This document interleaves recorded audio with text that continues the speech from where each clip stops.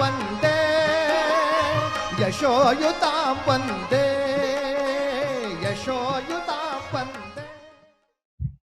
मुळात सावरकरांनी जे लिखाण केलेलं आहे मराठी भाषेमध्ये ते 10,000 पेक्षा जास्त पानांचं लिखाण आहे. Pages, if you talk of pages, the magnitude is more than 10,000. आणि एवढ्या अफाट रेंजचं त्यांना लिखाण करता आलं. त्याच्यापैकी आश्चर्य म्हणजे जवळपास 30% लिखाण त्यांनी अंदमान सारख्या ठिकाणी केलेलं.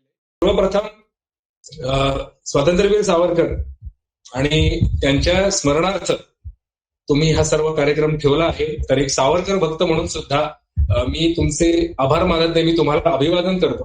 कारण सावरकर भक्त आणि सावरकर हे नातं असं आहे की हनुमंत आणि श्रीराम असं ते नातं आहे. जिथे कुठे श्रीरामाचं नाव घेतलं जातं तिथे हनुमंत हे असतात. तसे सावरकर भक्त सुद्धा असतात की अगदी सर्व थरापासून, म्हणजे आर्थिक उच्च नीच किंवा विभिन्न काही शिकलेले असतात, ते अशिक्षित असतात, परंतु जिथे कुठे प्रेमभराने सावरकरांचं नाव घेतलं जातं, त्यांच्या स्मरणार्थ काहीतरी केलं जातं, तिथे खूप आत्मिक समाधान लाभतं. त्यामुळे मी तुम्हाला नमस्कार करतो, अभिवादन करतो. आणि अर्थातच ज्याप्रमाणे अनुराग म्हणले की हे वर्ष अंदमानमधून त्यांची भारतातल्या तुरुंगात रवानगी झाली, त्याच्या शतकपूर्तीचं हे वर्ष आहे. आणि त्याच्यासाठी ते औचित्य धरून, किंवा 28 मेला अजून एक 4-5 दिवसांनी त्यांची जयंती देखील आहे, हे औचित्य धरून तुम्ही खूप चांगल्या विषयाची निवड केलेली आहे. त्यामुळे संयोजक समितीला देखील मनःपूर्वक आभार, मनःपूर्वक अभिवादन. आजचा जो आपला विषय आहे तो प्रामुख्याने स्वातंत्र्यवीर सावरकरांचं मराठी भाषेतलं योगदान हा विषय केंद्रस्थानी ठेवून आहे. सावरकर हे व्यक्तिमत्व असं आहे की ते प्रामुख्याने क्रांतिकारक म्हणून सर्वांना माहिती असतात, परंतु ज्याप्रमाणे पांढरा प्रकाश हा त्या स्पेक्ट्रम मधून गेल्यावर 7 रंग त्याचे समोर येतात, दृग्गोचर होतात, त्याप्रमाणे तुम्ही जेव्हा या सावरकर नावाच्या किरणाचा अजून अभ्यास करायला लागता, विविध बाजूने त्यांच्याबद्दल जिज्ञासेने जाणून घ्यायला लागतं, तेव्हा अनेक पैलू त्यांच्या व्यक्तिमत्वाचे आपल्याला गवसायला लागतात. सावरकरांना शतपैलू म्हणलं जातं. वि. स. वाळिंबेंनी त्यांचा उल्लेख शतपैलू सावरकर असा केलेला. तर स्पेक्ट्रममध्ये 7 रंग असतात. या व्यक्तिमत्वामधून फाकलेले आणि त्यांची प्रभा ज्याच्यातून व्यक्त होते असे अनेकविध पैलू आहेत. त्याच्यापैकी प्रामुख्याने आपण त्यांचा साहित्य विषयक योगदान किंवा मराठी भाषेविषयी त्यांचं योगदान किंवा एकंदरच भाषाप्रभू सावरकर, लेखक सावरकर, ही सगळा जो पैलू आहे हो प्रामुख्याने आपण आज जाणून घेणार आहोत. आणि अर्थातच ज्याप्रमाणे म्हणली आहे की 15-20 मिनिट आपण प्रश्नोत्तर देखील ते सत्र देखील घेऊ शकतो. तुम्ही सर्व जिज्ञासू आहात आणि किंबहुना सर्व विद्वान जिज्ञासू आहात, त्यामुळे तुमच्याकडून सुद्धा सावरकरांबद्दल विविध प्रश्न मला जर तुम्हाला पडले असतील तर ते ऐकायला आवडेल. तुमच्याबरोबर तशाही प्रकारचा संवाद साधायला मला नक्की आवडेल. सो आता आपण एक पुढची साधारण 40 मिनिटं ही मांडणी आपल्या जो प्रमुख भाषणाचा विषय आहे त्याच्या दृष्टीने करू आणि 15-20 मिनिटं जी काय आहे ते आपण प्रश्नोत्तरांचं सत्र घेऊया. आणि थोडंसं मी इंटरॅक्टिव्ह ठेवणार आहे हे सत्र. वन वे ऑफकोर्स 1 वर्ष झालेलं आहे आता. वन वे ऑनलाईन लेक्चर घेतल्यावर सगळे एका पॉइंट नंतर उभं घेतो त्यांना, त्यामुळे थोडंसं इंटरॅक्टिव्ह सहसंवादात्मक असं आपण हे सत्र ठेवूयात. सो त्याप्रमाणे सुद्धा तुमचा प्रतिसाद मला ऐकायला नक्की हवा. मुळात सावरकरांनी जे लिखाण केलेलं आहे मराठी भाषेमध्ये ते 10,000 पेक्षा जास्त पानांचं लिखाण आहे. Pages, if you talk of pages, the magnitude is more than 10,000. आणि एवढ्या अफाट रेंजचं त्यांना लिखाण करता आलं. त्याच्यापैकी आश्चर्य म्हणजे जवळपास 30% लिखाण त्यांनी अंदमान सारख्या ठिकाणी केलेलं आहे की जिथे कागद आणि पेन किंवा कागद अथवा लेखणी बाळगायला बंदी होती. नुसती बंदीच नव्हती, भयंकर कठोर अशी शिक्षा देखील होती. त्यामुळे या लिखाणामधलं सत्व जर आपण पाहिलं तर कशा परिस्थितीत ते लिखाण, त्यातलं 30% लिखाण व्यक्त झालेलं आहे. आणि त्याच्यानंतरच्या काळात सुद्धा सावरकरांचं जवळपास पुढचंही सर्व 30% लिखाण हे सेन्सॉर्ड असायचं. किंबहुना त्यांच्या लिखाणातल्या प्रत्येक शब्दावर अनेक लोक, भले ते चाहते असतील, भले ते शत्रू असतील, भले ते मारेकरी असतील, नजर ठेवून असायचे. त्यावेळेस ते शासनकर्ते नजर ठेवून असायचे. त्यामुळे पुढचं 30% लिखाण हे असं आहे की त्या प्रत्येक शब्दासाठी कदाचित सावरकरांना खूप मोठी किंमत मोजावी लागली असती किंवा काही काही वेळा त्यांनी ती मोजलेली देखील आहे, परंतु तरी सुद्धा ते लिखाण त्या प्रकारचं आहे. त्यामुळे म्हणजे केवळ 10,000 पानं हा स्पॅन सोडता एक वेगळा पैलू जर आपण पाहिला तर त्याच्यापैकी तरुण वयात केलेलं 30% लिखाण सोडलं तर उरलेलं 60% लिखाण हे अशा परिस्थितीत केलेलं आहे की जिथे त्यांना खूप मोठी किंमत मोजावी लागली असती आणि तरीही ते त्यांनी लिखाण केलंय. याचाच अर्थ तुम्ही लक्षात घ्या की त्यांची ते लिखाण करण्यामागची उर्मी, प्रेरणा, आत्मविश्वास किती प्रभावी असते. सहसा आपण सोशल मीडियावर सुद्धा सध्या आक्षेपार्ह पोस्ट किंवा कॉमेंट टाकायला घाबरतो किंवा कचरतो. आपण 4 वेळा विचार करतो कारण सगळ्या गोष्टी सेन्सॉर्ड आहेत आपल्याला माहिती आहे. त्या काळामध्ये केवळ सावरकरच नाही तर त्यांच्या कुटुंबियांची सुद्धा, केवळ सावरकरच नाही त्यांच्या सहकाऱ्यांची सुद्धा राखरांगोळी करण्याची शक्यता असताना सुद्धा त्यांनी हे लिखाण केलेलं आहे. म्हणजे त्यातले सत्व, त्यातला कस आणि त्यातली इंटेन्सिटी किती आहे हे समजून घ्या. त्याच्यामुळेच ह्या सर्व लिखाणाकडे जेव्हा तुम्ही जिज्ञासू म्हणून हे सर्व लिखाण वाचाल, ही पार्श्वभूमी, ही पूर्वपीठिका तयार असेल तर त्याच्याकडे बघायचा एक थोडासा अगोदरच आदरपूर्वक दृष्टिकोन देखील आपल्यामध्ये तयार होणं आवश्यक आहे. म्हणून मी हे बॅकग्राऊंड सांगतो. सावरकरांनी काय काय लिहिलं? सावरकरांनी काव्य लिहिलेली आहेत, सावरकरांनी निबंध लिहिलेले आहेत, सावरकरांनी नाट्य लिहिलेली आहेत. हे सगळे झालं हलकं फुलकं लिखाण. पण सावरकरांनी काय लिहिलेलं आहे तर सावरकरांनी प्रक्षोभक लिखाण लिहिलेलं आहे. सावरकरांनी अत्यंत कटू सत्य लिहिण्याची तयारी दाखवलेली आहे आणि त्या प्रकारे त्यांचे कटू सत्य असलेले समाज याच्यामुळे दुखावला जाणार आहे कारण समाजाच्या हिताची याच्यात भाषा आहे. आणि तुम्हाला माहिती आहे की सत्य नेहमी कटू असतं.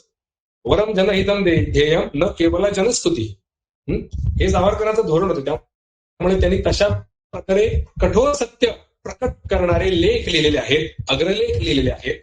त्यांचे पत्रव्यवहार उपलब्ध आहे. सावरकरांनी म्हणजे ह्या 2 श्रेणी झाल्या. तिसरी श्रेणी म्हणजे सावरकरांनी इतिहास लिहिलेला. तुम्ही जर पाहाल तर हिंदू पदपादशाही, जोसेफ मॅझिनी, 6 सोनेरी पाने, ही सर्व त्यांची लिखाण म्हणजे इतिहासाचं पुनर्लेखन आहे.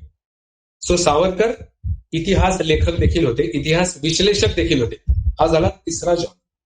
आणि चौथा जो माझ्या मते सर्वात इंटेन्स जॉनर आहे तो आहे तत्वज्ञ. He was a philosopher. सावरकरांनी तत्वज्ञान लिहिलेलं आहे. त्यातलं सर्वात ठळठळीत उदाहरण म्हणजे हिंदुत्व, द एसेन्शियल्स ऑफ हिंदुत्व. ह्या पलीकडे त्यांनी अजून काय काय केलं असेल तर आपल्याला थोडीशी गंमत वाटेल. त्यांनी बडबड गीतं लिहिलेली आहेत, त्यांनी बालगीतं लिहिलेली आहेत, त्यांनी मेळ्यांमध्ये म्हणजे मेळाव्यांमध्ये गाण्यासाठी पद्य लिहिलेली आहेत.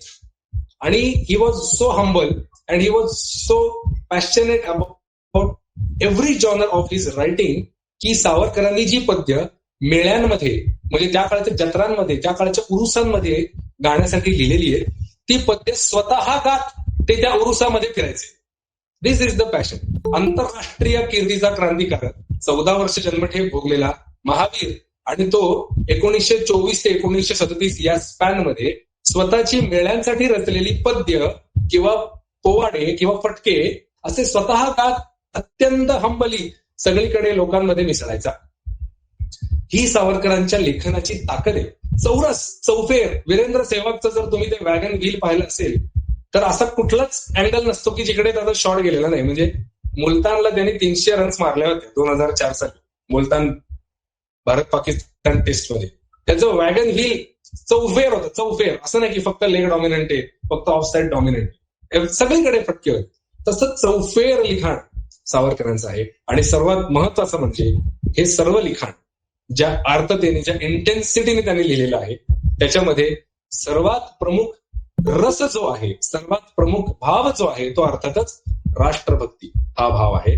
आणि म्हणूनच आचार्य अत्रेंनी सावरकरांचा गौरव करताना असं म्हणून ठेवलेलं आहे की मराठी साहित्यामध्ये याच्या अगोदर नवरस हे प्रचलित होते. तुम्हाला नवरस माहिती असतील? कोणी सांगू शकेल 1-2 प्रातिनिधिक नावं नवरसांची साहित्यातल्या?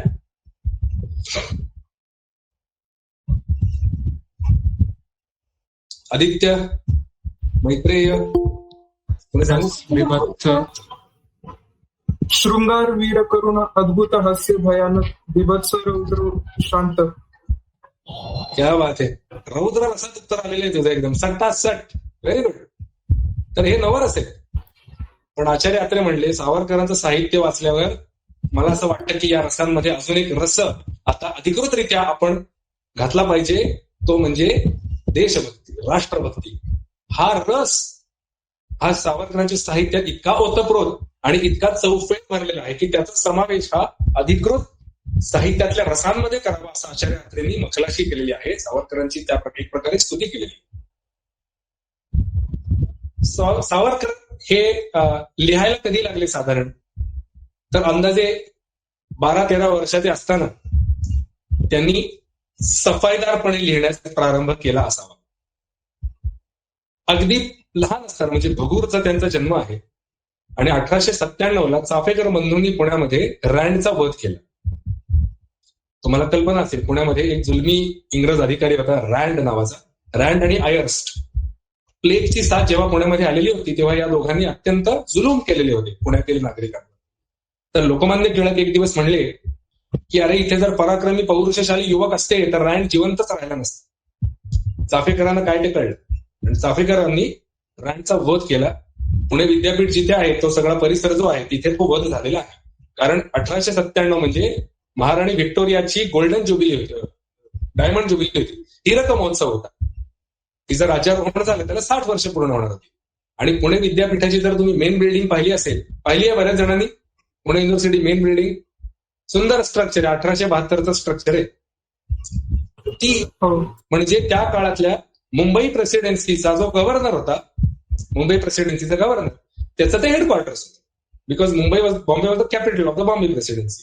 सो तिथे हे दोघं अधिकारी आलेले असताना चाफेकरांनी ते परत जात असताना त्यांच्यावर हल्ला केला आणि त्यांचा वध केला. परंतु त्यांना फाशीची शिक्षा देण्यात आली. हा प्रसंग जेव्हा सावरकरांना कळला, सावरकर 15 वर्षाचे होते, 1883चा जन्म, हा प्रसंग 1897चा. चाफेकरांना फाशी दिली ही बातमी जेव्हा आली, काळ नावाचं वर्तमानपत्र यायचं त्यांच्या घरी. आणि त्यावेळेला वर्तमानपत्र ही रोज यायची नाहीत. वर्तमानपत्र ही एका आड एक दिवस किंवा 2 दिवसांनी एकदा अशी यायची. त्यामुळे चुकून तुम्ही आर्काइव्ह मध्ये गेलात तर त्या काळातली वर्तमानपत्र, अगदी केसरी वगैरे सुद्धा रोजचं वर्तमानपत्र दिसणार नाही. 2 दिवस 3 दिवसांनी वर्तमानपत्र यायची. ही बातमी जेव्हा पोचली तेव्हा विनायकाचं जे किशोर वयीन विनायकाचं जे मन होतं, जे हृदय होतं, त्याची जी राष्ट्राप्रतीची निष्ठा होती, त्या सर्वांना प्रचंड हेलावून टाकणारा हा प्रसंग होता. आणि सावरकर इतके अस्वस्थ झाले की त्यांना रात्रभर झोप नाही आली. असा प्रसंग आहे, त्यांनी स्वतः लिहून ठेवलेला आहे त्यांच्या चरित्रामध्ये. सुदैवानी त्यांची बरीचशी पुस्तकं आता मला सकाळीच मी गृह संशोधन करताना नजरेस पडली तर माझ्या आठवणी नाशिक हे पुस्तक आहे सावरकरांचं, आणि माझ्या आठवणी भगूर, स्वतः लिहून ठेवलेलं आठवणी आहे. ते स्वतः रात्री एकटेच मिणमिणत्या कंदिलाच्या प्रकाशात एका खोलीमध्ये बसले. त्याच्या वडिलांना संशय आला की काहीतरी चाललंय, हा माणूस, आपला मुलगा काही झोपलेला नाही, ते गेले तिथे. त्यांनी पाहिलं तर मिणमिणत्या कंदिलाच्या प्रकाशात त्यांना डोळ्यातून अश्रू वाहतायत, थरथर होतीये हातांची, आणि प्रचंड पेटून उठलेली मनस्थिती असलेला आपला मुलगा दिसतो. दामोदरपंत त्यांचे वडील तिथे गेले. तो कागद त्यांनी उचलला तर तो होता चाफेकरांचा फटका. अत्यंत ओघवत्या भाषेमध्ये ज्याच्यात ठासून विररस भरलेला आहे अशा प्रकारचा तो फटका आहे, चाफेकरांचा फटका. जरूर वाचा. ते सगळं पाहिल्यावर त्याच्यामध्ये थेट आव्हान होतं की मी यांना जी फाशी झाली त्यांचा वारसा मी पुढे चालवीन आणि हे जुलमी इंग्रज जे आहेत त्यांचा प्रतिशोध घेईन. तो कागद वाचल्यावर दामोदर पंत हबकले, कारण त्यांना कळलं की एवढा प्रचंड बुद्धिमत्ता लाभलेला मुलगा हा कोणत्या वाटेवर जाणार. आणि स्वाभाविक आहे, वडिलांची कुठल्याही अपेक्षा अशी असते की त्या विद्वत्तेचा सदुपयोग होईल, एक चांगली नोकरी मिळेल, उत्तम प्रकारे अर्थार्जन होईल आणि सर्व जे काय घर आहे त्याला वर काढेल. दामोदर पंतांना कळलं की ह्या मुलाची जी मानसिकता आहे हा काही सरळ मार्गाने जाणारा नाही. सावरकरांचं पहिलं राष्ट्रभक्तीने ओतप्रोत भरलेलं लिखाण म्हणजे तो चाफेकरांचा फटका असं म्हणायला हरकत नाही. त्या प्रसंगानंतर सावरकरांचं सर्व आयुष्य बदलले, कारण त्याच मध्यरात्री त्यांनी अष्टभुजा देवीसमोर प्रतिज्ञा घेतलेली आहे की चाफेकर आणि आतापर्यंत हुतात्मा झालेल्या सर्व वीरांचा वारसा मी पुढे चालवीन. आणि त्या प्रतिज्ञेचे शब्द असे आहे, मारिता मारिता मरे तो झुंजेन. एकतर भरतभूमीच्या शिरावर स्वातंत्र्याचा मुकुट चढवीन आणि नाहीतर तिच्या स्वातंत्र्यासाठी जे युद्ध चालू आहे त्याच्यामध्ये पहिल्या फळीला हुतात्मा म्हणून कामी येईल. हे शब्द उच्चारलेले आहेत. वय वर्ष 15. इथून पुढचं सर्व सावरकरांचं लिखाण हे ओरिएंटेड आहे, त्याला एक पर्पज आहे. जसं त्यांना आयुष्याचा पर्पज गवसला ते सगळं रिफ्लेक्शन त्यांच्या लेखनात उतरलेले. त्यांचं प्रत्येक ओळीला एक पर्पज आहे. असं कुठेच होत नाही की सावरकरांचं वेगळ्या कुठल्या तरी जॉनरचं लिखाण आणि अन्य कुठल्या जॉनरचं लिखाण तुम्ही एकत्र घेऊन बसलात आणि दोन्हीमध्ये तफावत जाणवेल असं होत नाही. सावरकरांनी शृंगारिक देखील काव्य रचलेली आहेत. सावरकरांनी प्रेम हा विषय केंद्रस्थानी ठेवून देखील काव्य रचली आहेत, नाटकं रचली आहेत, पण कुठेच ऑन अ लार्जर स्केल दोन्हीचा आशय एकमेकांना कॉन्ट्राडिक्ट करत नाही. त्यांचे देशभक्तीने ओतप्रोत भरलेले निबंध वाचा अथवा त्यांचं एखादं शृंगार रसाचं काव्य वाचा. अंतिमतः लार्जर पिक्चरमध्ये दोन्हीच्या आशयात कुठेच कॉन्ट्राडिक्शन येत नाही. इतकंच काय, अनेकदा आपल्याला असं जाणवतं की मोठे मोठे लोक असतात, विद्वान लोक असतात, परंतु त्यांच्या तरुणपणी त्यांनी व्यक्त केलेली मतं, त्यांच्या तरुणपणी त्यांनी केलेलं लिखाण आणि म्हातारपणी म्हणजे पोक्तपणा आल्यावर केलेलं लिखाण याच्यामध्ये तफावतच नाही, पार युटर्न आढळतो. एक उदाहरण द्यायचं झालं तर आता ठीक आहे, आता राजकीय व्यासपीठ नाही आहे त्यामुळे प्रकट जास्त काहीतरी वेगळं प्रक्षोभक बोलणं टाळतो. पण अगदी सरसकट कुठले राजकीय नेते, तुम्ही कुठल्याही पक्षाचे समर्थक असाल, तुमच्या विरोधी पक्षाचा एखादा नेता इमॅजिन करा. 100% सध्याच्या राजकीय नेत्यांमध्ये हा पॅटर्न आपल्याला आढळतो. अगोदर काहीतरी केलेलं असतं, इलेक्शनच्या अगोदर वेगळंच काहीतरी बोललेले असतात, इलेक्शन नंतर वेगळंच काहीतरी होतं. आणि इलेक्शन सोडून द्या, म्हणजे वचनं दिलेली सोडून द्या, आयडियोलॉजीच बदलते. लोक आयडियोलॉजी शिफ्ट करतात. पण never ever in the entire life span of Veer Savarkar वय वर्ष 15ला जो आशय, जो हेतू, जे ध्येय ठेवून सावरकर लिहायला लागलेले, देह ठेवेपर्यंत कुठेही त्यांच्या लेखनामध्ये ना कधी पश्चाताप आहे, ना कुठे युटर्न्स आहेत. उत्तर केवळ प्रगल्भ होत गेलेलं अशा लेखनाचा हा सगळा टप्पा आहे. कुठेही त्याच्यामध्ये फॅलसी नाही, कॉन्ट्राडिक्शन नाही, इव्हॉल्युशन आहे. एकावर एक मखलाची, एकावर एक कळस चढत गेलेले आहेत. हे त्यांच्या लेखनाचं खूप मोठं वैशिष्ट्य आहे. कुठेच कॉन्ट्राडिक्शन नाही. जो विनायक वय वर्ष 15 असताना ज्या स्वातंत्र्याचा हुंकार आपल्याला त्याची गर्जना करताना दिसतो, वय वर्ष 83 म्हणजे अगदी देह ठेवताना सुद्धा त्या विनायकाच्या लेखणीमध्ये, वाणीमध्ये, संवादामध्ये, अश्रूंमध्ये, त्याच्या हास्यामध्ये सुद्धा केवळ आणि केवळ माझं राष्ट्र अजून कसं पौरुषशाली होईल याचीच आर्तता आपल्याला लागून राहिलेली दिसते. सावरकरांचं तुम्हाला आश्चर्य सांगतो, आता तुमच्यापैकी बरेच जणांना कदाचित कल्पना असेल की सावरकरांना अंदमानमध्ये जो भयंकर कारावास भोगावा लागला त्यामध्ये त्यांनी काही राजकीय मुत्सद्दी हा हेतू समोर ठेवून पत्रव्यवहार केलेले आहेत इंग्रजांशी, ज्याला अतिशय हीन आणि कुटील हेतूने काही लोक माफी मागितली असं म्हणतात. माझ्याकडे अख्खच्या अख्खं पुस्तक आहे. मी स्वतः त्याच्याबद्दल बरेच रेफरन्सेस मी स्वतः रेफरन्सिंग केलेलं आहे जेव्हा मी मुंबईला होतो. मुळात सावरकरांनी माफी मागितली का? नाही, तो संपूर्ण स्वतंत्र विषय आहे. पण मी आता हा विषय का काढला, आत्ताचा माझा केंद्रबिंदू काय, फॅलसी नाहीत, जे सुरुवातीला तेच शेवटी. सावरकरांनी अंदमानमध्ये प्रत्यक्ष रेजिनॉल्ड क्रेडॉक म्हणजे भारत मंत्री, ज्याला secretary of state to India म्हणतात, तुम्हाला स्ट्रक्चर थोडंसं एक्सप्लेन करतो.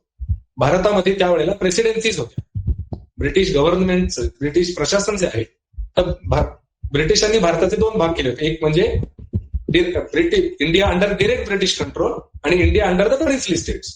60% भूभाग हा थेट इंग्रजांच्या ताब्याखाली होता. 40% भूभाग हा प्रिन्सली स्टेट्सच्या अंडर होता. I hope you know about princely states everybody. Are you aware of the princely state structure? Yes. So 40% भारतात अंदाजे 563 प्रिन्सली स्टेट्स होते. आता इंग्रजांच्या ताब्यातला एरिया इंग्रज ऍडमिनिस्टर कसं करायचं तर त्यांनी प्रेसिडेन्सीज केल्या होत्या, एजन्सीज केलेल्या होत्या. उदाहरणार्थ बॉम्बे प्रेसिडेन्सी, मद्रास प्रेसिडेन्सी. तुम्ही जिथे आता वेल्लोरला जाता तो मद्रास प्रेसिडेन्सीचा भाग होता. जर तुम्ही कर्नाटक वगैरे पाहिलं तर तो सगळा बॉम्बे प्रेसिडेन्सीचं एक खालचं सदर्न एक्सटेन्शन होतं.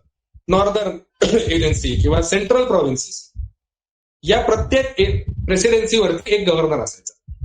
हे सगळे गव्हर्नर्स व्हाईसरॉयला रिपोर्ट करायचे, जो दिल्लीत बसायचा. म्हणजे 1911च्या अगोदर कलकत्त्यात बसायचा, 1911 नंतर दिल्लीमध्ये बसायचा. हा व्हाईसरॉय कोणाला रिपोर्ट करायचा तर हा व्हाईसरॉय ब्रिटिश पार्लमेंट मधल्या सेक्रेटरी ऑफ स्टेटला रिपोर्ट करायचा, ज्याला भारत मंत्री म्हणतात. भारत मंत्री हा सत्ताधारी पक्षाच्या प्राईम मिनिस्टरला रिपोर्ट करायचा आणि प्राईम मिनिस्टर हा on paper ceremonially of course king emperor किंवा क्वीन एम्प्रेसला रिपोर्ट करायचा. सावरकर अंदमानात आहे. 1913 भयंकर हाल चालले आहेत. 50 वर्षाची शिक्षा आहे. मी का मुद्दाम प्रसंग सांगतोय लक्षात घ्या. रेजिनॉल्ड क्रेडॉक येतो समोर. रेजिनॉल्ड क्रेडॉकने अंदमानला भेट दिलेली या काळामध्ये. भारत मंत्री आहे, सेक्रेटरी ऑफ स्टेट आहे. थोडंसं स्लँग लँग्वेज मध्ये व्हाईसरॉयचा बाप आहे. हा माणूस समोर आहे. सावरकरांना माफी मागायची असती तर he could have pleaded, he could have इम्प्लोर्ड हिम. साहेब सोडा. काय आहे तिथे प्रिझन रेकॉर्ड सुद्धा सांगतात आणि सावरकरांच्या चरित्रात सुद्धा आहे. इतकंच काय रेजिनॉल्ड क्रेडॉकच्या डायरीमध्ये सुद्धा काय काय रेफरन्सेस आहेत. रेजिनॉल्ड क्रेडॉक सावरकरांसमोर उभे राहिल्यावर त्यांना म्हणले, तुमची कीर्ती मी ऐकलेली आहे. तुमच्या स्टेचरचा माणूस, तुम्ही काय अवस्था करून घेतली स्वतःची. कुठलीही उत्तम दर्जाची नोकरी तुम्हाला मिळालेली असती, आयुष्य आरामात जगला असतात. काय अवस्था करून घेतलेली आहे. वय वर्ष 27-28 आहेत बरं का सावरकर यावेळेला. तेव्हा सावरकर शांतपणे त्यांना म्हणतात, मी पूर्व आयुष्यामध्ये ज्या क्रांतिकारक चळवळी केल्या त्याचा एकतर मला पश्चाताप नाही. आणि मी त्या का केल्या कारण तुमचे इंग्रज अधिकारी, तुमचे इथले अँग्लो इंडियन अधिकारी सुद्धा न्यायाच्या आणि मानवतेच्या चौकटीच्या बाहेर इथे अत्याचार करत होते. म्हणून मला तशी पावलं उचलावी लागली. आणि त्याच्यामुळे त्यांनी इंग्रज इतिहासाचा दाखला दिला. जसं तुमच्या काळात तुमच्या राजांविरुद्ध जर कोणी बंड केलं तर तुम्ही त्याला अत्यंत क्रूर पद्धतीने ठार मारायचा. म्हणजे त्याला इंग्रजीमध्ये क्वार्टर संबडी असं म्हणतात, हातपाय तोडणे, अशी अमानुष शिक्षा होती इंग्रज काळामध्ये. आणि त्याचबरोबर त्याच इंग्लंडमध्ये जर राजा विरोधात केलेलं बंड यशस्वी झालं तर हे क्रांतिकारक सुद्धा राजाला तशाच प्रकारे चुळी द्यायचे. तसं सावरकर म्हणले की आता तुम्ही आमच्या सर्व क्रांतिकारकांना अशा प्रकारची शिक्षा ठोठवल्या आहेत, काळजी करू नका. जर चुकून आम्ही सुटलो तर आम्ही सुद्धा तुम्हाला त्या न्यायाने वागू याची खात्री बाळगू. अशा प्रकारची संभाषणं तिथे, या बाणेदार पद्धतीची संभाषणं तिथे झालेली आहेत. आणि रेजिनॉल्ड क्रेडॉकनी तुरुंग सोडताना रिपोर्टमध्ये एकच टिप्पणी लिहून ठेवली, हा माणूस विश्वसनीय नाही, ऍट एनी कॉस्ट याला तुरुंगाच्या बाहेर काढू नका. सो थोडक्यात अत्यंत विपरीत परिस्थितीत सुद्धा जो हेतू, जे ध्येय आणि जी निष्ठा त्यांनी स्वतंत्र असताना म्हणजे एक क्रांतिकारक म्हणून बाळगली, त्याला ते शेवटपर्यंत चिकटून राहिले. ऑफकोर्स राजकारणामध्ये आणि क्रांतिकार्यामध्ये शह प्रतिशह, शह काट शह, वेळ प्रसंगी काही पावलं मागे येणे, परत बाउन्स बॅक करणे, या गोष्टी चालतात. तेवढा अपवाद सोडता कुठेही त्यांच्या विचार प्रवृत्तीमध्ये, त्यांच्या ध्येयनिष्ठेमध्ये, त्यांच्या कोर लिखाणामध्ये कधीच फॅलसी आढळत नाही. हे झालं त्यांचं वैशिष्ट्य, त्यांच्या लिखाणाचं वैशिष्ट्य. आपल्यापैकी किती जणांनी त्यांची किमान एक तरी पुस्तक वाचलेलं आहे त्यांचं, असे कोण कोण आहेत जरा सांगा.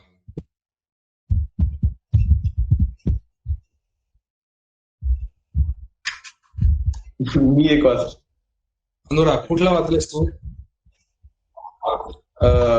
त्यांचं कारावासावरती जे होतं ते. माझी जन्मते. हम्म. बर, अजून कोणी? Sir, I am currently reading the Echoes from the Past by Vikram Sampath. Yes, very good, very good. पण ते सावरकरांवरचं पुस्तक आहे. It is a very very good book. Of course सावरकरांनी लिहिलेलं कुठलं पुस्तक वाचले का मराठीमध्ये? क्षितिज, अपूर्व,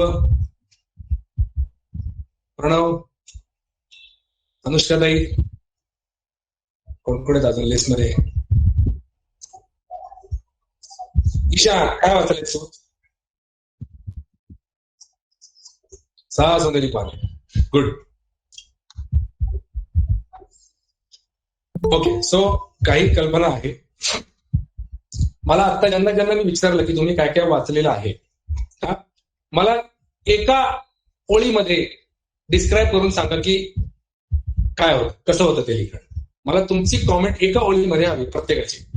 अनुराग पहिला बोलला, तुम्हाला वाटतं? काय काय काय कॉमेंट हवी आहे ते स्किप झालंय नेटमुळे. मी जे पुस्तक वाचलेलं आहे, जे कुठलं सावरकरांचं वाचलेलं 2-3 जणांनी सांगितलं. हा. तर तुमचा अभिप्राय म्हणून किंवा एक क्रिटिक म्हणून how would you review the book? तुमचा एका ओळीत मला रिव्ह्यू द्या त्या पुस्तकाचा, प्रत्येक जण जे आता म्हणले की मी वाचले. ओके. और भाई सॉरी अबाउट दॅट. बोल अनुराग. ओके, पण मी जे वाचलं माझी जन्मठेप, तेव्हा तर मला हे लक्षात आलं की जे प्रचंड जे काय अत्याचार त्यांच्यावरती केले गेले त्यामधून सुद्धा बाहेर पुढे येऊन राजकारणात आणि समाजकारणात आणि देशसेवेत लागला हा माणूस. म्हणजे असं कोणी दुसरं असूच शकत नाही. म्हणजे मला एवढंच लक्षात आलं की हा विचार. हा,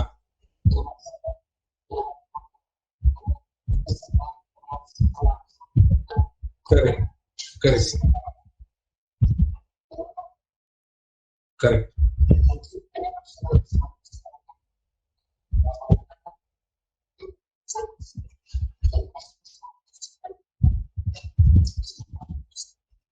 करेक्ट. Anybody else?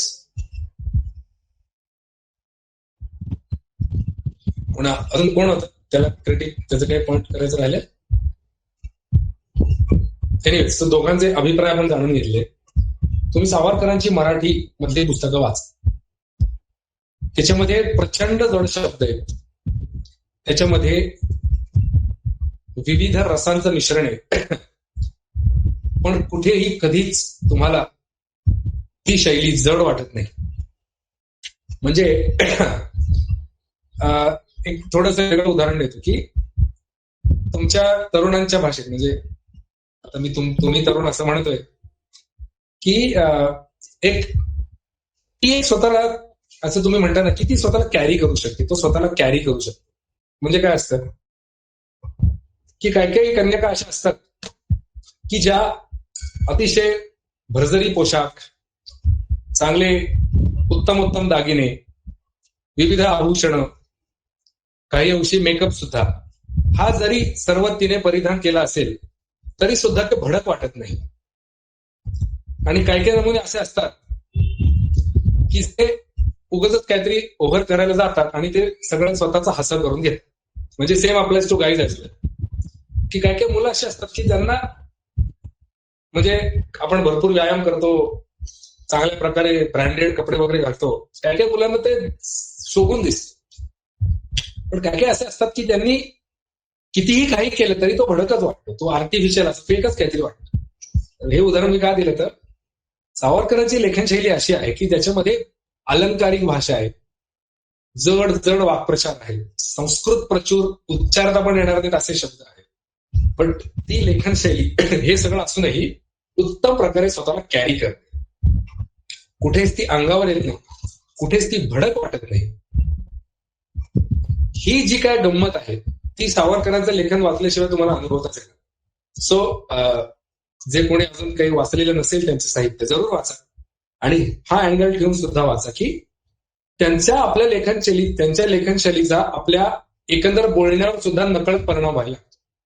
माझा हा स्वतःचा अनुभव आहे मी जेव्हा 4-5 वर्ष बऱ्यापैकी इंटेन्सली हे सगळं सावरकर साहित्य वाचत होतो, माझ्या सर्व बोलण्यावर आणि माझ्या सर्व लिखाणावर त्यांचा कुठेतरी प्रभाव पडायला लागला होता. आणि हे मला माझे मित्र सांगायचे, अरे तू काय बोलतोय, माझ्या डोक्यावरून जा. मी म्हणायचं मी काय बोलतो.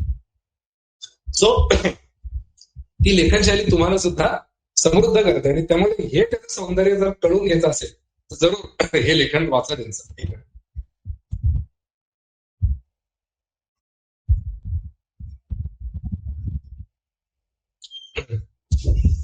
आता तुम्हाला दाखवायला थोडीशी म्हणजे कशापासून सुरुवात करता येईल, किंवा भरपूर साहित्य आहे, 10,000 पेक्षा जास्त पृष्ठांचं साहित्य आहे, पण वाचलंच पाहिजे असं काही, अशी कोणती पुस्तकं आहेत. तर मी काही पुस्तकात घेऊन देखील आलेलो आहे. 1857चं स्वातंत्र्य समर, सावरकरांचं जागतिक स्तरावर गाजलेलं पुस्तक हे आहे. इतकं गाजलेलं की प्रकाशनापूर्वीच इंग्रजांनी याच्यावर बंदी घातलेली होती हे ते पुस्तक, आणि तरी सुद्धा देशभरात त्याच्या हजारो आवृत्त्या क्रांतिकारकांनी गुप्तपणे प्रकाशित केल्या. स्वतः हुतात्मा भगतसिंग यांनी सावरकरांचं हे पुस्तक पुन्हा प्रकाशित केलेलं होतं, कारण ते कन्व्हिन्स्ड होते की हे पुस्तक ही क्रांतीची गीता आहे. It is the manifesto for revolution. Netaji Subhashchandra बोसांनी याचं बंदी असून देखील पुन्हा प्रकाशन केलेलं आहे. सो असे स्टॉलवॉर्ट्स हे प्रकाशक म्हणून या पुस्तकाला लाभलेले आहेत. स्वतः सावरकरांना मात्र ते प्रकाशित करता आलं नाही, कारण हे पुस्तक लिहिलं गेलं, त्याच्यावर प्रकाशनपूर्व बंदी घातली गेली, आणि मग मदनलाल नेहरा आणि सर्व तो जो काय कलेक्टर जॅक्सन होता, त्या सगळ्या नासिक कन्स्पिरसीमध्ये त्यांना ती 50 वर्षाची काळेपणाची शिक्षा ठोठावली गेली. पण त्यांच्या अपरोक्ष ज्यांनी हे पुस्तक प्रकाशित केलं, तर मग या पुस्तकाला खरं तर प्रिफेस किंवा अभिप्रायाची गरजच नाही. त्यांची प्रकाशकांची नावं फक्त छापा, मग कळेल की हे पुस्तक काय. हे पुस्तक आहे लंडनची बातमीपत्रे. आज आपल्याकडे सर्व देशातून वित्त न्यूज पुरवठा होतो, वार्ता पुरवठा होतो. कुठला तरी माणूस पाकिस्तानपासून सुद्धा आज ब्लॉग करतो. भारतीय व्यक्ती हे देशभरात जगभरात अमेरिकेमध्ये कुठल्या रिमोट ठिकाणी जाऊन करत असतात ब्लॉगिंग. 1908ला असं काही नव्हतं. मराठी वृत्त संस्थेला इंग्लंडमधून झालेला पहिला रेग्युलर वृत्त पुरवठा तो म्हणजे लंडनची बातमीपत्रे. नियमितपणे सावरकर लंडनमध्ये असताना जे ऑब्झर्वेशन करायचे, एक क्रिटिक म्हणून, एक राजकीय तत्ववेत्ता म्हणून, आणि अर्थातच एक क्रांतिकारक म्हणून, ते सर्व लेख आणि त्यांची मालिकाही त्या काळात काळ सारख्या वृत्तपत्रांमध्ये प्रसिद्ध होत असे. सो ती संकलित आहे लंडनची बातमीपत्रेमध्ये. अगेन खूप क्रिस्प, म्हणजे कशा प्रकारे ऑप्टिमम आर्टिक्युलेशन करावं याचा याच्यात आपल्याला वस्तुपाठ बघायला मिळतो. अंदमानच्या अंधेरीतून हे अजून एक असं छान त्यांचं पुस्तक आहे. सावरकरांनी अंदमानमध्ये असताना स्वतःच्या धाकट्या भावाला जी पत्र लिहिली आहेत, ती सर्व पत्र त्याचं संकलन याच्यामध्ये आहे. आपल्याला कल्पना असेल की सावरकर अंदमानमध्ये असतानाच त्यांची वहिनी म्हणजे त्यांच्या ज्येष्ठ बंधूंची पत्नी तिने देह सोडला, कारण इंग्रज सरकार इतकं निष्ठुर होतं की किमान या महिलेला तिच्या नवऱ्याचं एकदा तरी दर्शन मिळावं ही सुद्धा इच्छा इंग्रज पूर्ण करू इच्छित नव्हते. इतकं इनह्युमन ट्रीटमेंट ही सावरकरांच्या कुटुंबियांना सुद्धा होती. तर ही पत्रव्यवहार जरूर. मी जे म्हणलो की सावरकरांनी सोशल रिफॉर्मर आणि एक विज्ञाननिष्ठ दृष्टिकोन देणारं सुद्धा फिलॉसॉफिकल लिखाण केलंय, तत्वज्ञ म्हणून लिखाण केलंय. जाती उच्छेदक निबंध म्हणून त्यांचं पुस्तक आहे. त्याच्यामध्ये जात पात ही कशा प्रकारे आता कालबाह्य आहे आणि का तुम्ही तिचा त्याग केला पाहिजे याच्याबद्दल अप्रतिम मीमांसा केलेली आहे, ज्याला म्हणाल रॅशनल थिंकिंग, आणि ज्याला आपण मराठीमध्ये प्रतिवाद म्हणतो, किंवा एखादी भूमिका आणि एखादी विचारसरणी पद्धतशीरपणे खोडून काढणे किंवा पद्धतशीरपणे समर्थन करणे हे सायन्स. एखाद्या गोष्टीच्या बाजूने मुद्दे मांडत जाणे, पुरावे बिल्टअप करत जाणे, आणि तसं ज्याला खंडन मंडन म्हणतात ऍक्च्युली साहित्याच्या भाषेमध्ये, ते जर तुम्हाला पाहायचं असेल सूत्रबद्ध, तर्कबद्ध, की ज्याच्यावर तुम्ही कुठल्या प्रकारे प्रतिप्रश्न करणारच नाही, इतकं बुद्धिनिष्ठ. अशा प्रकारे खंडन मांडन जर पाहायचं असेल, यू मस्ट रीड जातीविच्छेदक निबंध. आणि तसंच त्यांचं असंच विज्ञाननिष्ठ निबंध म्हणून एक पुस्तक आहे. आता तुम्ही सर्व विज्ञानाचे विद्यार्थी आहात. ज्या काळामध्ये भारतीय समाज हा पुरेसा जास्त वैज्ञानिक दृष्टिकोनाकडे झुकू इच्छित नव्हता, रूढींचा फार जास्त पगडा होता आणि त्याच्यामुळे देशाचा आनंदवित नुकसान होत होतं, तेव्हा विज्ञानाभिमुख व्हा, अद्ययावत संशोधनामध्ये भारतीयांनी पुढे गेलं पाहिजे, अद्ययावत शस्त्रास्त्र आपल्याकडे असली पाहिजेत. आता तुमचे सर ज्याप्रमाणे म्हणाले, डॉक्टर भगत सर, त्याप्रमाणे अद्ययावत दर्जाच्या औषधी, म्हणजे एखाद्या समजा रोगराई आली तर तिचा प्रतिकार करण्यासाठी तुम्हाला कशा प्रकारे अँटीमायक्रोबियल किंवा अँटीव्हायरल सगळं जे काय आहे ते सुद्धा, त्याच्यामध्ये सुद्धा तुम्ही अग्रेसर पाहिजे. हे सर्व आव्हान याच्यामध्ये आपल्याला दिसतं. So this can be called as the manifesto for scientific thinking in India. म्हणजे कला शाखेचे तुम्ही आहात, विज्ञान शाखेचे तुम्ही आहात, तर हे पुस्तक जरूर वाचा. विज्ञाननिष्ठ निबंध म्हणून आहे. एवढ्या स्पष्ट पद्धतीने रूढींमध्ये बुरसटलेल्या समाजाला खडबडून जागा करणारं लेखन अन्य कुठेही आढळत नाही. बरेच वेळेला समाज जेव्हा अशा स्थितीमध्ये असतो तेव्हा त्याला जर काही बोललं गेलं किंवा त्याला जागा करायचा प्रयत्न केला गेला तर तो चवताळून अंगावर येतो. प्राणी सुद्धा जर ग्लानीमध्ये असतील, सुस्तावलेले असतील किंवा अगदी कधी कधी प्राणी सुद्धा संकटात असतात, त्यांना आपण वाचवायला जातो तर तो प्राणी आपल्यावरच हल्ला करतो, कारण तो स्वतः वेदनेमध्ये असतो. अशी बरीच उदाहरणं आहेत की एखादा सिंह असतो, वाघ असतो, कुठल्या तरी पिंजऱ्यात पाय अडकलेला असतो, रक्त वाहत असतं, जो मदतीला जातो तर तो प्राणी सुटल्यावर त्याच्यावरच पहिल्यांदा हल्ला करतो. त्यावेळेला समाजाची अवस्था काहीशी अशी होती. पण तो सर्व समाजाची रिॲक्शन अंगावर घ्यायचं धारिष्ट्य आणि धैर्य सावरकरांमध्ये होतं, कारण मुळात ते एक क्रांतिकारक म्हणून सर्वस्व ज्यांनी देशासाठी अर्पण केलेलं आहे अशा मनोवृत्तीनेच लिहायला बसलेले होते. सो ते विष सुद्धा पसवायची तयारी सावरकरांची होती.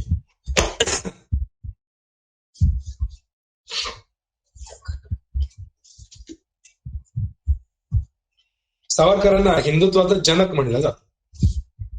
आता हिंदुत्व या संकल्पनेबद्दल सविस्तर बोलण्याचा आजचा आपला तो विषय आता प्रस्तुत नाहीये, ठीक आहे. परंतु हिंदुत्वाचे जनक म्हणलेल्या सावरकरांनी हिंदुत्वाबद्दल व्यापक लिखाण केलं नसतं तर नवल होतं. इसेन्शियल्स ऑफ हिंदुत्व हा ग्रंथ त्यांनी रत्नागिरीच्या तुरुंगातून गुप्तपणे बाहेर कसा काढला आणि तो कसा प्रकाशित झाला हे कोणालाच माहिती नाही अजून. ज्याप्रमाणे श्रीकृष्णाचा जन्म कारागृहात झाला त्याप्रमाणे हिंदुत्व या ग्रंथाचा जन्मही कारागृहातच झाला. आणि दोघेही कशा प्रकारे बाहेर आले हे नेमकं कोणाला माहिती नाही. त्याच्याबद्दल दंतकथा नक्की आहे. पण तो इसेन्शियल्स ऑफ हिंदुत्व हा ग्रंथ हा इतका क्रांतिकारी आज सिद्ध झालेला आहे. त्या काळामध्ये दास कॅपिटाल नावाचा कार्ल मार्क्सनी लिहिलेला एक ग्रंथ, त्याचा मार्क्सिझम झाला आणि विविध देशांमध्ये राजकीय सत्तांतर झाली या मार्क्सिस्ट फिलॉसॉफीमुळे. त्या काळामध्ये लेनिनने याच्यापासून प्रेरणा घेत कम्युनिझम काढला आणि कम्युनिझममुळे अनेक देशात सत्तांतर झाले, इतकी ताकद त्या पुस्तकामध्ये होती. त्या काळामध्ये अन्य काही देशांमध्ये धार्मिक काही काही साहित्य होतं. म्हणजे उदाहरणार्थ इंग्लंडमध्ये मार्टिन ल्युथरच्या लेखापासून प्रेरणा घेत एक प्रोटेस्टंट चर्चची निर्मिती झाली आणि त्याच्यामुळे काही अंशी राजकीय स्तरावर सुद्धा मोठा क्रांतिकारी बदल झाला. म्हणजे इंग्लंडच्या हेनरी द एटनी पोपचं वर्चस्व झुगारून दिलं आणि चर्च ऑफ इंग्लंडची स्थापना केली. आर्च बिशप ऑफ कॅन्टरबरी आता अँग्लिकन चर्चचा प्रमुख म्हणून त्याला स्थापन केलं. इतकी क्रांतिकारक परिवर्तनं झाली. हे सगळं विचारात घेतलं तर एसेन्शियल्स ऑफ हिंदुत्व हा ग्रंथ इतका परिणामकारक ठरणार होता की या ग्रंथाने राजकीय स्थित्यंतर घडवून आणली. जे लोक सावरकरांना वेडा म्हणत होते, जे लोक सावरकरांना एककली म्हणत होते, जे सावरकरांना एक प्रकारे पराभूत अशा प्रकारे बघत होते, त्यांच्या एका ग्रंथाने कुठलाही राजकीय विश्लेषक मान्य करेल भारतासारख्या देशामध्ये मोठं राजकीय सुद्धा परिवर्तन आणलं. कसं, कोणी, केव्हा, तो विषय आता नाही. पण इम्पॅक्ट जर आपण पाहिला, म्हणजे एक्सपोनेन्शियल इम्पॅक्ट जर आपण पाहिला तर निर्विवाद कम्युनिस्ट मॅनिफेस्टोच्याही म्हणजे त्या स्तराचे जे ग्रंथ आहेत त्या स्तराच्या ग्रंथामध्ये हिंदुत्व हा ग्रंथ बसलाच पाहिजे, लॉजिकनी सुद्धा. अखंड सावधान असावे, हिंदू राष्ट्र दर्शन, रणशिंग, हिंदू पदपादशाही, सावरकरांनी हिंदू महासभेच्या प्रेसिडेन्शियल स्टेजवरून केलेली सर्व भाषणं, ज्याला हिंदू राष्ट्र दर्शन म्हणतात, ती सर्व हिंदुत्व विषयक त्यांचं जबरदस्त लिखाण आहे, पेटून उठवणारं लिखाण आहे. श्रद्धानंद नावाच्या एका वृत्तपत्रामध्ये ते लिखाण करायचे. अत्यंत प्रेरणादायी किंवा हृदयाला हात घालणार असं सर्व ते लिखाणाचं, हे सर्व सावरकरांचं हिंदुत्व विषयक लिखाण आहे. सावरकरांनी लिहिलेला शेवटचा ग्रंथ म्हणजे 6 सोनेरी पाने, 1952 साली हा ग्रंथ लिहिलेला आहे. की सावरकरांची जर आपण मनोभूमिका पाहिली तर ते म्हणले की मी हिंदू राष्ट्राची आर्त किंकाळी आहे. कारण 1952 हा कालावधी हिंदुत्व विषयक विचारसरणीला पूर्ण प्रतिकूल होता. सरकार हिंदुत्व विचारधारेच्या विरोधात होतं, इंग्रज हिंदुत्व विषयाच्या विरोधातच होते. त्या काळचा जो सर्वात तगडा प्रतिस्पर्धी होता हिंदू महासभेचा, त्या मुस्लिम लीगने तर स्वतःसाठी वेगळा रॅडिकल अशा विचारसरणीवर आधारलेला देशच तोडून मागितलेला होता. तेव्हा सावरकरांनी हा ग्रंथ लिहिलेला. ते म्हणतात मी हिंदू राष्ट्राची आर्त किंकाळी आहे. म्हणजे ज्याप्रमाणे एखादा तारा सुपरनोव्हामध्ये जातो आणि तेव्हा तो आधी असतो त्याच्यापेक्षा कैक पट प्रकाशमान, कैक पट ताकदवान असा भासतो आणि मग तो तारा शांत होतो. तशा प्रकारे 6 सोनेरी पाने हे पुस्तक आहे. त्या पुस्तकाने जणू काही हे सुपरनोव्हाचं काम केलं आणि ही हिंदुत्व विचारधारा शतपट मोठ्या प्रमाणात प्रज्वलित करून सोडली. सावरकरांनी 1966 साली प्रायोपवेशन करून देह ठेवलेला आहे. प्रायोपवेशन टप्प्याटप्प्याने अन्न पाणी औषधं कमी करत जायचं आणि विलिंगली, विल पॉवरनी स्वतःचा देह अर्पण करायचा सृष्टीच्या. त्यानंतर जवळपास फक्त 15 वर्षामध्येच सावरकरांच्या एसेन्शियल्स ऑफ हिंदुत्व या विचारधारेने मोठ्या प्रमाणावर स्वतःचा प्रभाव दाखवायला सुरुवात केलं. आणि आता तुमच्या समोर जे चित्र आहे की 30-35 वर्षामध्ये या विचारधारेने ह्या भारतासारख्या खंडप्राय कोट्यावधी लोकसंख्या असलेल्या देशाला मोठ्या प्रमाणावर प्रभावित केलं.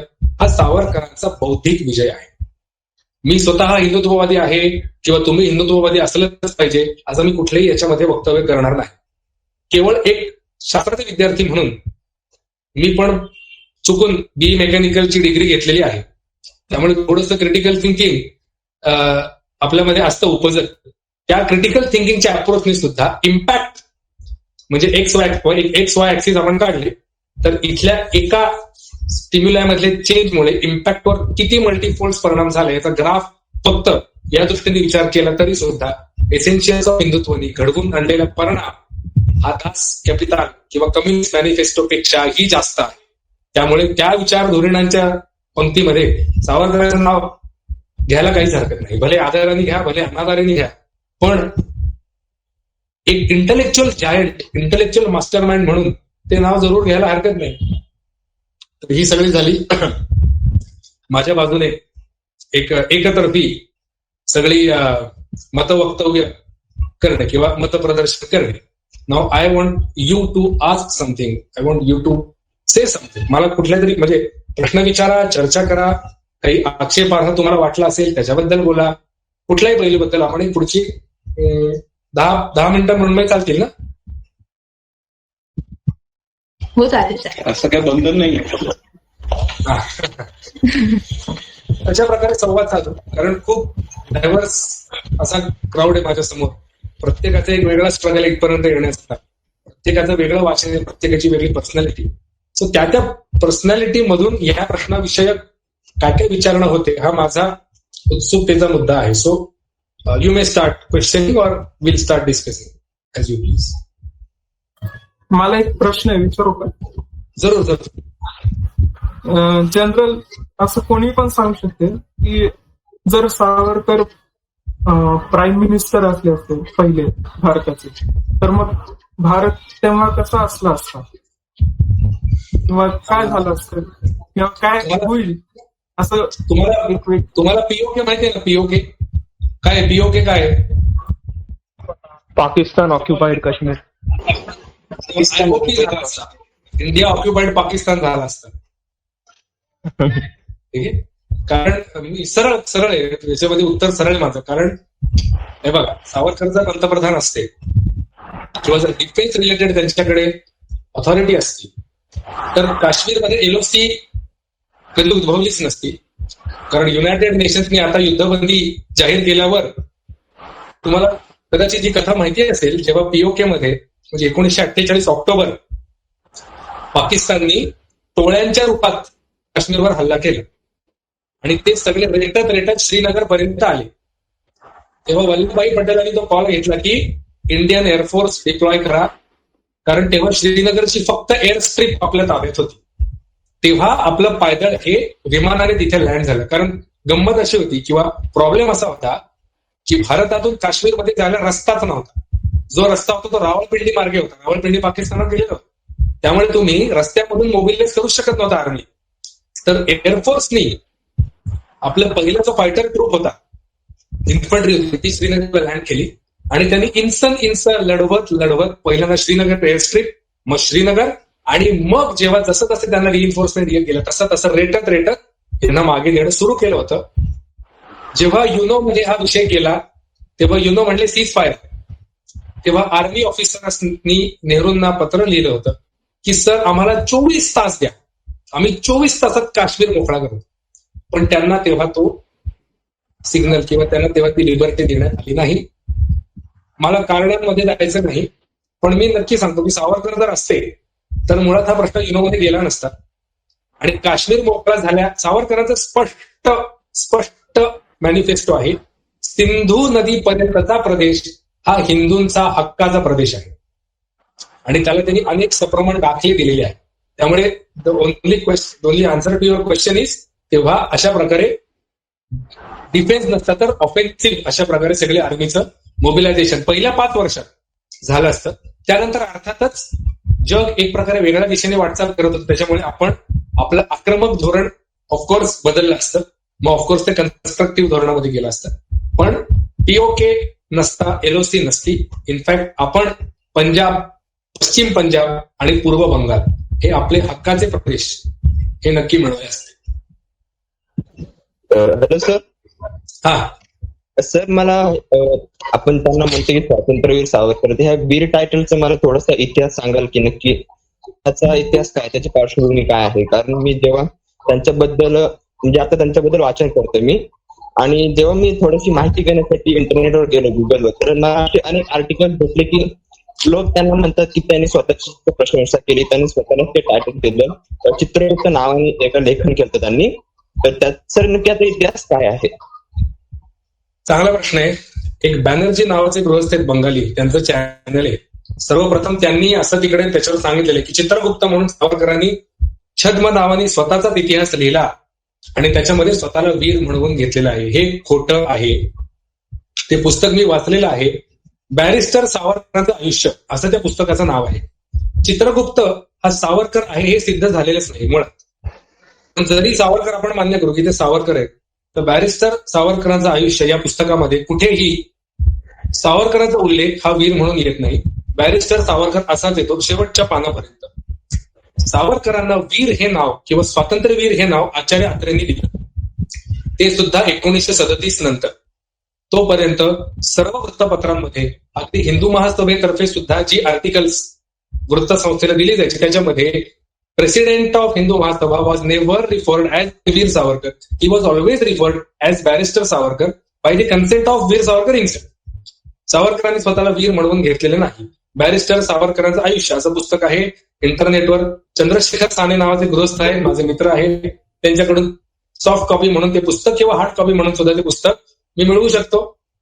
कुठेही त्याच्यामध्ये वीर हा उल्लेख नाही. मुळात चित्रगुप्त हा सावरकरांनी घेतलेलं नावच नाही. सावरकर मराठा या नावाने, या छद्म नावाने लिखाण करायचे. एसेन्शियल्स ऑफ हिंदुत्व खाली सुद्धा मराठा एवढंच नाव आहे, त्यांचं स्वतःचं नावही नाहीये.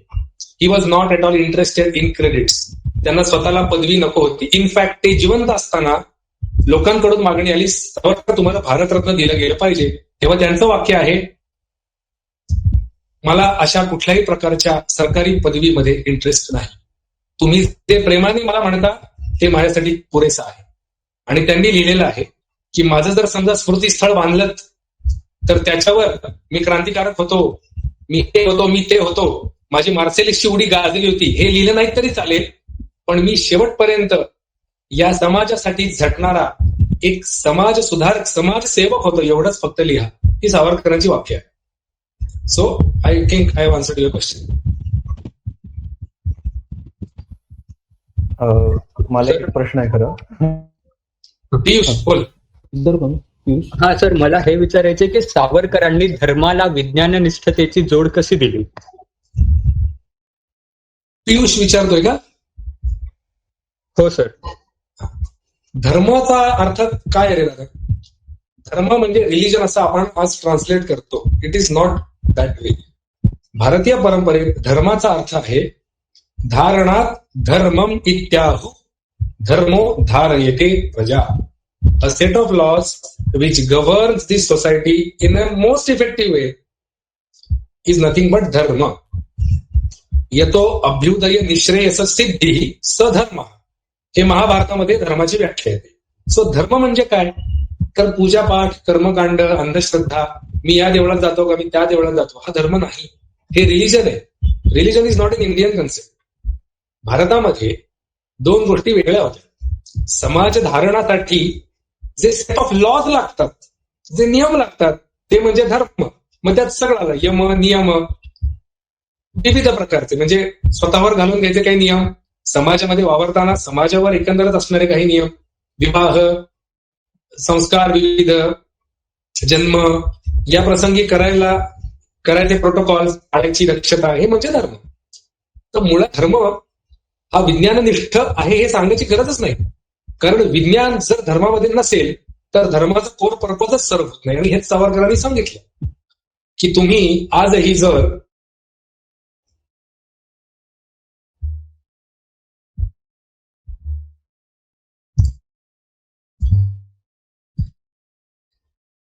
ते सर्व असो तरच तुमचं कल्याण होईल. हे माझा आवाज येतो? माझा आवाज गेलेला असता पण आता पुन्हा आला. हा, सो मी मागचाच स्टँड कंटिन्यू करतो की कोणाला तरी बोलवून मग तू म्हण की माझ्याकडे शांती असेल, मला मुलं बाळ होतील, माझं उत्तम होईल. हा धर्म नाही, हे सावरकरांनी ठासून सांगितलं. ते म्हणले आज विज्ञान हाच धर्म. बौद्धिक कसोटींवर पारखून तावून सुलाखून ज्या गोष्टी समाज म्हणून मान्य करायला पाहिजे त्या मान्य केल्याच पाहिजेत. मग त्याच्यामध्ये कुठली अंधश्रद्धा आणण्याची गरज नाही, भले तुम्ही हिंदू असा अथवा अन्य धर्मीय असा. सावरकरांनी मुस्लिम समाजापेक्षाही हिंदू समाजावर भयंकर जहरी अशा प्रकारची टीका केलेली आहे. द्वेष म्हणून केलेली नाहीये, पण जागे व्हा म्हणून केलेली आहे. सो विज्ञाननिष्ठा कशी आणली धर्मामध्ये? तर उत्तर हेच आहे की सावरकरांनी मुळात धर्माची कोर व्याख्या सगळे ऐतिहासिक दाखले देऊन समजावून सांगितले आणि म्हणले आजच्या काळामध्ये धर्म असं जर काय असेल तर तो विज्ञान आहे. बुद्धिनिष्ठा आणि विज्ञान हेच तुमचे धर्म, बाकी काही नाही, बाकी सोडून द्या. सो हे तुझ्या प्रश्नाचं उत्तर. विज्ञाननिष्ठ निबंध जरूर वाच. त्यामध्ये फार गाय ही उपयुक्त पशु आहे, गायीला देवता मानू नका, अशा प्रकारे एकदम कॉन्ट्रोवर्शियल विधान आहे की ज्याच्यामुळे त्यावेळेच्या सवर्ण समाजाने सावरकरांवर बहिष्कार घातला. ठीक आहे? हो सर. मी एक विचारतो प्रश्न की असं एक प्रसंग ऐकण्यात आहे, म्हणजे आता हा खरा आहे का नाही हे सुद्धा मला माहित नाही, पण नेताजी सुभाषचंद्र बोस हे जिन्नांना भेटायला गेले होते फाळणीपूर्वी आणि हिंदू समाजाचे प्रतिनिधी म्हणून या नात्याने ते गेले होते. तर त्यांना जिन्नांनी हे सांगितलं की तुम्ही काय तुमचा फॉरवर्ड ब्लॉक म्हणजे मला काँग्रेस सारखाच वाटतो, काही फार मला फरक दिसत नाही. तर ते जर प्रतिनिधी कोणी असतील तर ते सावरकर आहेत, तर तुम्ही त्यांना ते मला भेटले तर आपण बघू असं ते म्हणले होते. तर आता हे खरं आहे का हे पण मला माहित नाही. आणि आता ते सावरकर जाऊन जिन्नांशी बोलले का, आणि नाही बोलले तर का नाही बोलले, आणि मग फाळणी अडवण्याचा प्रयत्न का नाही केला? मुळात हे खरं आहे. हे स्वतः सावरकरांनी ही आठवण लिहून ठेवलेली आहे. त्यांचे आणि नेताजी विषयी जे काय लिखाण आहे त्याच्यात जिन्ना खरोखरीच असं म्हणले होते की तुम्हाला हिंदूंचा प्रतिनिधी म्हणून तुम्ही माझ्याकडे आलेले आहात, चूक आहे.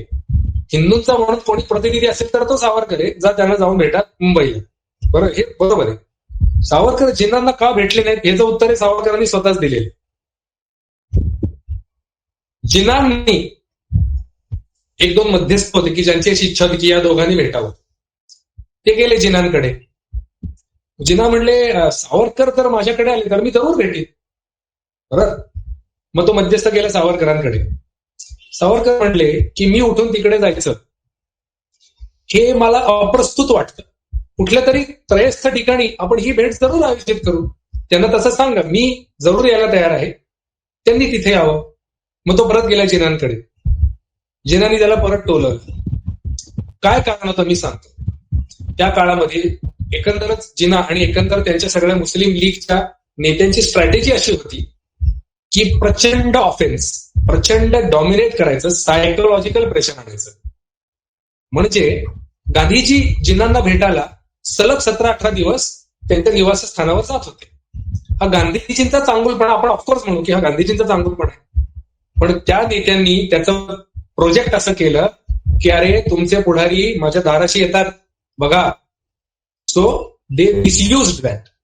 अँड सावरकर वॉज अवेअर की if he goes to his place his image also would be maligned in a similar वे.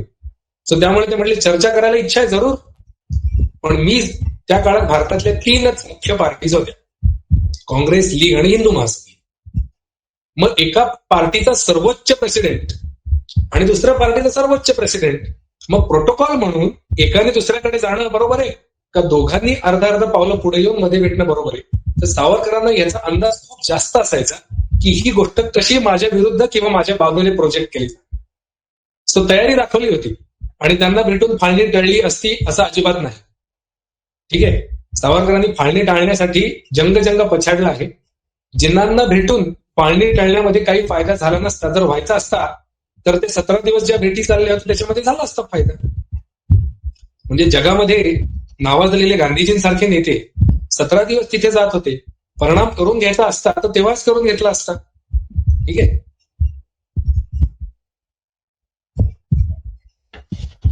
दादा, माझ्याकडे 3 प्रश्न आहेत. त्यातील 2 सदस्यांचा काही तांत्रिक अडचणींमुळे माईक ऑन होत नाही, सो त्यांचे प्रश्न विचारते आणि माझा एक प्रश्न आहे. तर ईशानचा असा प्रश्न आहे की सावरकरांचं लेखन ज्यावेळी उजेडात यायला हवं होतं त्यापेक्षा ते उशिरा का आलं? कारण त्यांच्या लेखनावर डोळे असायचे, त्यांच्या घरावर गुप्तहेर असायचे. सावरकर हे नाव घेतलं तरी तुमच्यावर सरकारी पाळत यायची. काही कारण असो, सावरकरांसारखा नेता हा स्वातंत्र्यानंतर उपेक्षित ठेवला जावा असे प्रयत्न सरकारी स्तरावरून झाले. पण लेखन जर तू पाहिलंस तर लेखन उशिरा प्रकाशात आलं नाही. कारण हे सावरकरांच्या अनुयायांचं एक प्रकारे मोठं श्रेय आहे की भयंकर विपरीत परिस्थिती असताना सुद्धा त्यांचा शब्दच शब्द हा मुद्रित व्हावा, हा पुढच्या पिढीला हँडओव्हर व्हावा म्हणून त्यांनी प्रसंगी तुरुंगवास भोगून, प्रसंगी फटके भोगून सुद्धा ते साहित्य जिवंत ठेवलं. सो एक प्रकारे म्हणजे आपण असं म्हणू शकतो की हा सगळा वारसा, जसं ज्युईश लोकांनी इस्रायल नावाचा आमचा देश जेरुसलेममध्ये असेल, जेरुसलेममध्ये परत आमचं राज्य असेल, भले आम्ही योग्य वेळ आल्यावर स्ट्राईक करू, हा जो वारसा 2000 वर्ष बाळगला, अशाच प्रकारे सावरकरांचं ओळण शब्द पुढच्या पिढीपर्यंत पोचावं म्हणून सतत प्रयत्न होत राहिले. आणि मग हळूहळू कुठेतरी हे जे लेखन आहे हे बुद्धिनिष्ठ लेखन आहे, हे भडकाऊ लेखन नाही. आणि त्याच्यामुळे जसं जसं देश प्रगल्भ होत गेला, समाज प्रगल्भ होत गेला, एका पक्षाने समाजाची करायची मुस्कट दाबी, त्याला समाज अरेला कार्य करायला लागला, तेव्हा हळूहळू सावरकरांचे विचार आणि त्यांचं सर्व लेखन हे परत एकदा वर राहिलं.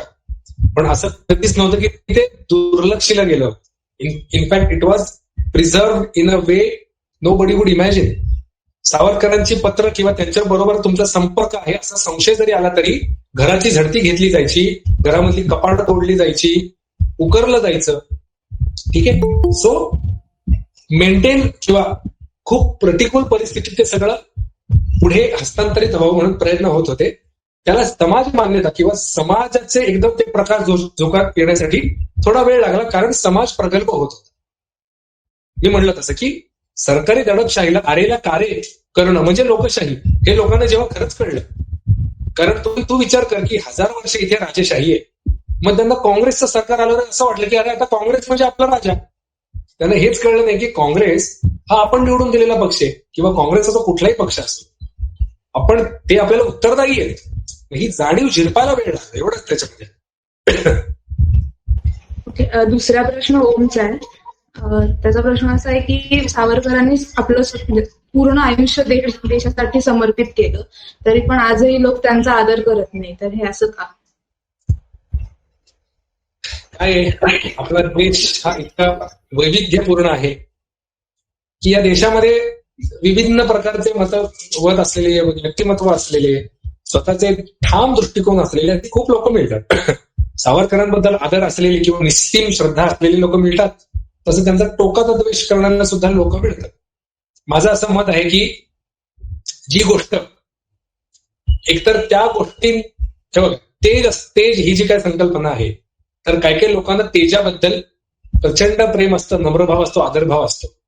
पण जे अंधारात आहेत त्यांना तेजाचं भय पण असतं, कारण त्यांच्यावर जर तेज पडलं तर अंधारामधलं त्यांचं जे काय सर्व विश्व आहे ते धोक्यात येणार असतं. सावरकरांची विचारसरणी ही प्रदीप्त आहे, तिला धार आहे, आणि नुसती धार नाहीये तर ती कंटेजी असेल, ती दुसऱ्यालाही पेटवते, असलं झोल त्याच्यामध्ये.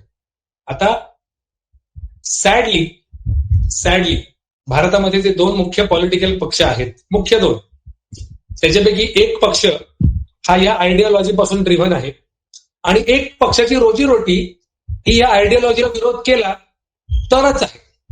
जर विरोधच केला नाही तर त्यांचे एक प्रकारे प्रोफेशनवरती गदा येत आहे.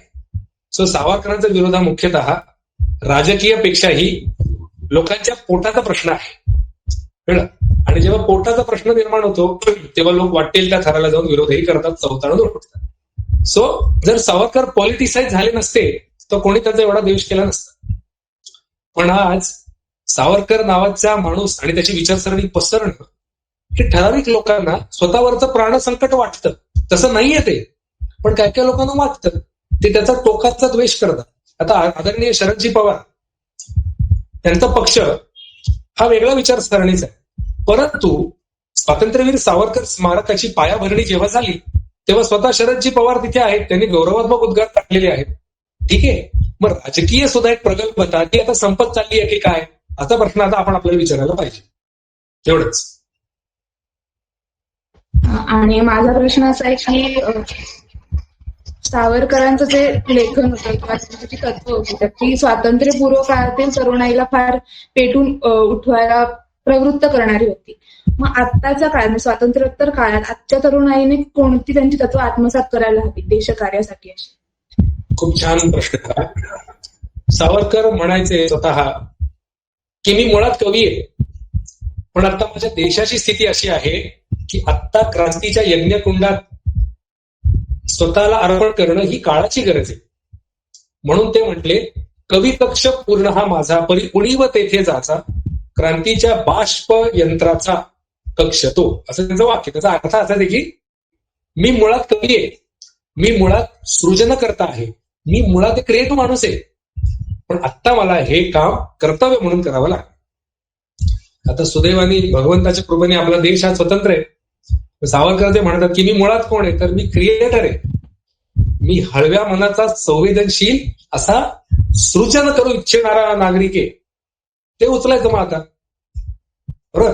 आणि जे जे आपल्यामध्ये पराक्रमी तरुण आहेत, अर्थात महिला देखील सध्या सुदैवाने आता सेनेमध्ये मोठ्या संधी आहेत मुलींना सुद्धा, ज्यांना ज्यांना कोणाला वाटतं अरे की सावरकर हे कवी होते पण ते अशा प्रकारे देशासाठी सर्वस्व सुद्धा अर्पण करायला तयार असलेले ते क्रांतिकारक होते, मला हा स्वभाव जास्त भावतो, त्यांनी तशा प्रकारे कार्य करावं. त्यामुळे कुठेही तुम्ही सावरकर जिवंत ठेवू शकता. जे क्रिएटर्स आहेत, आता तुम्ही सर्व इंजिनियर होणार आहात, मग अभियंते म्हणून नवनवीन स्वदेशी तत्वज्ञान आणणं म्हणजे तुम्ही सावरकर जगणं. जे संरक्षण क्षेत्रात जातील त्यांनी तशा प्रकारे देशाचा गौरव राखण्यासाठी वेळप्रसंगी शत्रूला निधड्या छातीने सामोरं जाणं या प्रकारे सावरकर जिवंत ठेवू शकतात. जे कलाकार होतील त्यांनी कवी होऊन, संगीतकार होऊन, त्यांच्या विषयामध्ये सृजन करून सावरकर जिवंत ठेवावे. त्यामुळे आजच्या काळात अशा विविध प्रकारे तुम्ही त्या प्रकारे सावरकर नावाचं चैतन्य किंवा ती चेतना नक्की जिवंत ठेवू शकता.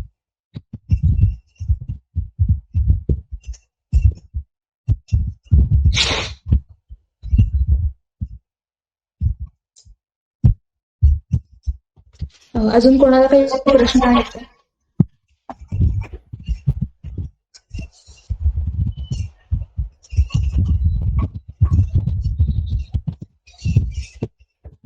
ठीक आहे, मग आपण आता कार्यक्रमाच्या शेवटाला येऊया. दादाने जसं सुरुवातीलाच सांगितलं की सावरकर हे एक शतकपैलू व्यक्तिमत्व आहे. त्यांचे अनेक पैलू आपल्याला माहित होते, पण आज दादांनी त्यांची वाङ्मयीन प्रतिभा आपल्यासमोर उलगडली.